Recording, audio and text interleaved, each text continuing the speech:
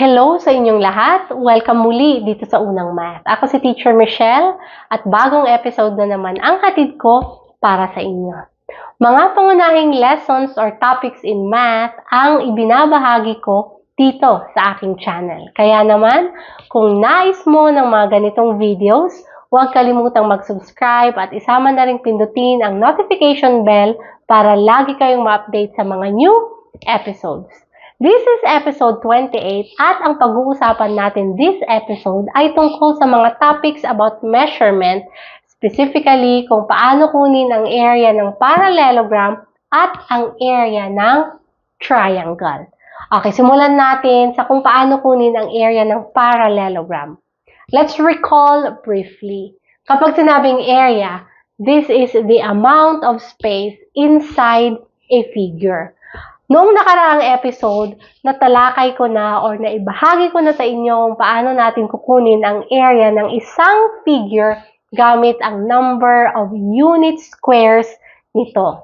So sa unang paraan, kung paano natin kukunin ang area ng isang parallelogram, okay, gagamitin din natin ang number of unit squares nito. Okay, halimbawa, okay, ang isang unit square na ito. Okay, if ang width ay 1 cm at ang length ay 1 cm, ang area ng isang unit square na ito ay 1 square centimeter.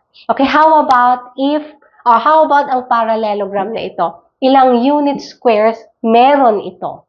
Okay, kung titingnan natin mabuti, meron tayong 1, 2, okay, 3, 4, 5, 6, 7, 8 na buong unit squares. Pero ang part na ito ng parallelogram at ang part na ito ay bahagi pa rin ng parallelogram. Okay, let's say na ang part na ito ay ang red part na ito. And then this part ay ang part na ito. So, kung pagsasamahin natin ito at ito, makakabuo tayo ng 4 pang unit squares. So, 8 plus 4 equals 12 unit squares. Kung ang 1 unit square ay equal sa 1 square centimeters, ang 12 unit squares ay equal sa 12 square centimeters. So, ibig sabihin, ang area ng parallelogram na ito ay 12 square centimeters. Okay, so sa pangalawang paraan, para malaman natin ang area ng isang parallelogram ay kailangan nating alamin or tukuyin ang mga bases at height ng parallelogram. Okay, halimbawa, ang parallelogram na ito. Okay, let's say na ang side na ito ay base. At ang side na ito ay base din ng parallelogram dahil ang side na ito at ang side na ito ay parallel. Kung ang side na ito at ang side na ito ay mga bases ng parallelogram, nasaan or paano natin matutukoy ang height ng parallelogram? Okay, so we draw a line perpendicular sa mga bases. Perpendicular dahil may right angle na mapuform dyan. At ang tawag sa line na ito ay ang height ng parallelogram. Okay, tandaan, ang parallelogram ay may dalawang pairs of parallel sides.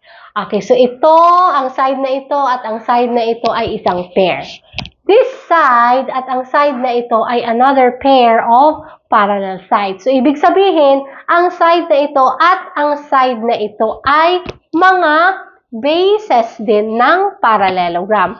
Kung ang side na ito at ang side na ito ay mga bases ng parallelogram, nasaan ang height ng parallelogram? Okay, i-rotate natin ang parallelogram. Okay, ang side na ito at ang side na ito ay mga bases ng parallelogram. Okay, nasaan ang height? We draw a line perpendicular sa mga bases. Perpendicular dahil may right angle na mapuform dyan. So, ang tawag natin sa line na ito ay height ng parallelogram na ang mga bases ay ang side na ito at ang side na ito. Okay, ngayong alam na ninyo kung paano tukuyin ang base ang mga bases at ang height ng parallelogram. Okay, ang pangalawang paraan para makuha ang area ng parallelogram ay we cut the parallelogram to make a rectangle. So, papaano yan? So, if this is our parallelogram, okay, ang side na ito or ang base ay 3 centimeters, ang height ay 4 centimeters. Okay, i-cut natin ang parallelogram na ito following this yellow line dito. So, ito ay magiging ganito.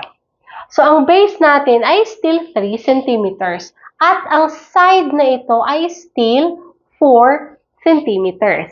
Okay, ilipat natin ang shape na ito this side. So, ito ay magiging ganito. So, ang side na ito is still 3 centimeters at ang side na ito ay 4 centimeters pa rin.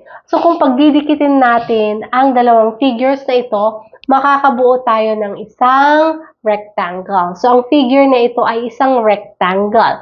At ang side na ito ay 3 centimeters. This side is also still 4 centimeters. So, pareho lang sa mga naunang figures natin. Since this is a rectangle, okay, hindi natin tatawagin na base ang side na ito at hindi height ang side na ito. So, this side is the width of the rectangle at ito naman ay ang length ng rectangle. So, nung nakaraang episode, itinuro ko na ang formula para malaman ng area ng rectangle ay width times the length of the rectangle. So, yan ang formula. Pag rectangle ang kinukuha nating area. Okay, how about if parallelogram? Ano ang magiging formula natin? So, area of parallelogram is equal to area of rectangle. So, ang area of rectangle, okay, is, okay, the width times the length of the rectangle. So, how about if it's parallelogram? Okay, ang width sa rectangle ay katumbas ng base sa parallelogram. So, this is base.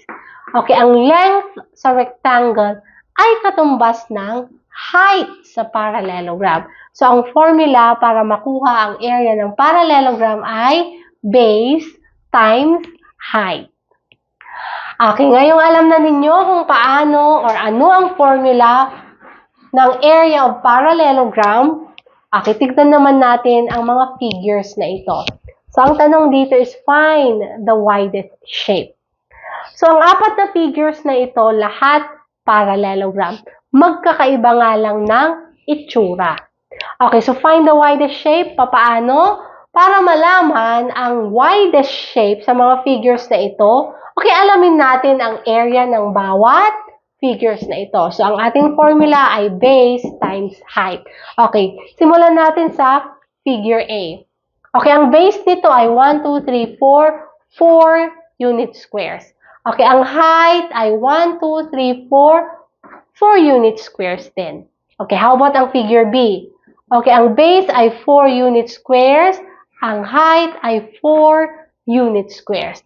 Okay, ang figure C, okay, ang base ay 4 unit squares, ang height ay 4 unit squares.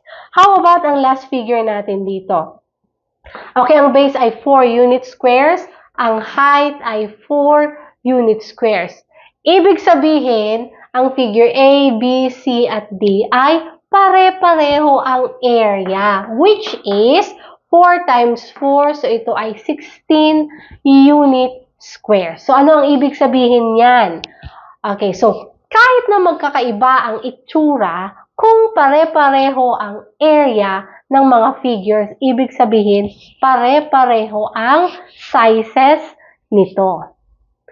Okay, sagutin naman natin ang mga sumusunod na mga katanungan. Okay, ang unang tanong ay, ang sabi dito is, find the measure of side BC when the area of the parallelogram is 91 square centimeters.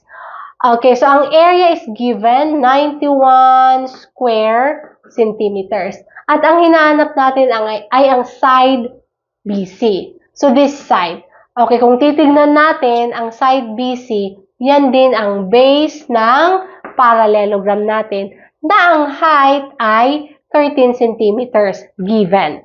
Okay, so ang ating formula, base times height. since given na ang area, which is 91 square centimeters, okay, ang base na hinahanap natin, i-multiply natin sa height na 13 centimeters. Ano ang number? Na kapag minultiply sa 13, ang sagot ay 91. Okay, ang number ay 7. So, ang ating base ay, okay, 7 centimeters. Okay, pangalawang tanong, what is the correct number in the box? Okay, nasaan ang ating box? Ang box na ito. At ito ay tumutukoy sa line na ito. Okay, so this is a parallelogram at may mga given tayo. Ang side na ito ay 9 centimeters. So, ibig sabihin, ang opposite side ay 9 centimeters din. At ang mga lines or ang mga sides na ito ay mga bases ng parallelogram. So, nasaan ang height kung ito ang mga bases? Ang line na ito. So, perpendicular siya sa mga bases. At given na ang length ay 10 centimeters. Okay, meron pa tayong isang given na ang side na ito ay 15 centimeters. So, ang opposite side ay 15 centimeters din. At ang mga sides na ito ay another bases ng parallelogram. Kung ito ang mga bases ng parallelogram, ibig sabihin, ang hinahanap nating distance or measure dito ay ang height ng parallelogram na ang mga bases ay ang mga bases na ito. Okay, meron tayong given, kompletong given na ang base ay 9 centimeters at ang height ay 10 centimeters. Pwede nating makuha ang area ng parallelogram. So, ang base ay 9 at ang height ay 10 centimeters. So, ang area is 90 square centimeters. So, area is 90 square centimeters. Okay, para makuha natin ang height na ito, ang area na 90 square centimeters, okay, equals sa base na 15. Okay, centimeters. So, ito ay 15 times ang height. Okay, so ano ang i-multiply natin sa 15 para makuha ang 90? So, 15 times 6. Ang sagot dyan ay 90. So, ibig sabihin, ang hinahanap nating distance dito ay 6 centimeters or ang height na ito ay 6 centimeters. Okay, pangatlong tanong. Find the area of this parallelogram in square meter with a base of 9 meters and a height of 1,800 centimeters. So, ito ang ating parallelogram at given na ang base ay 9 meters. Okay, given din na ang height ay 1,800 centimeters. Okay, tandaan, ang hinahanap natin ay area in square meter. Since ang height na given ay nasa centimeters, kailangan nating i-convert ito into meters. Okay, so ang 100 centimeters is equal to 1 meter. Kung meron tayong 1,800 centimeters, equal yan sa 18 meters. So, ang 1,800 centimeters is equal to 18 meters. So, ang formula ng area ng parallelogram is base times height. So, ang base na 9 times 18 meters.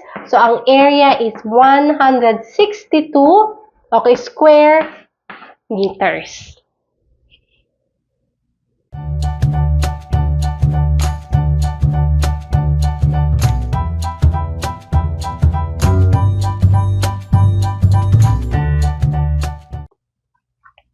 Ako'y nagbabalik para ipagpatuloy ang ating lesson. This time, ituturo ko naman kung paano natin kukunin ang area ng triangle. Okay, kung kanina, kinuha natin ang area ng parallelogram gamit ang number of unit squares nito. Sa unang paraan kung paano natin kukunin ang area ng triangle, okay, gagamitin din natin ang number of unit squares ng figure. Okay, halimbawa, okay, ang isang unit square na ito, let's say na ang width ay 1 centimeter at ang length ay 1 centimeter. So, ang area ng isang unit square na ito ay 1 square centimeter. Okay, how about ang triangle na ito? Ilang unit squares meron ito? Okay, kung titignan natin mabuti, merong 1, 2, 3, 4, 5, 6. So, meron tayong 6 na buong unit squares. Okay, how about ang part na ito ng triangle? This one, ang part na ito, ang part na ito, at ang part na ito. So, bahagi pa rin yan ng ating triangle. At meron tayong 1, 2, 3, 4, 5, 6. 6 na kalahating unit squares. So, sa isang unit square, merong dalawang kalahating unit squares.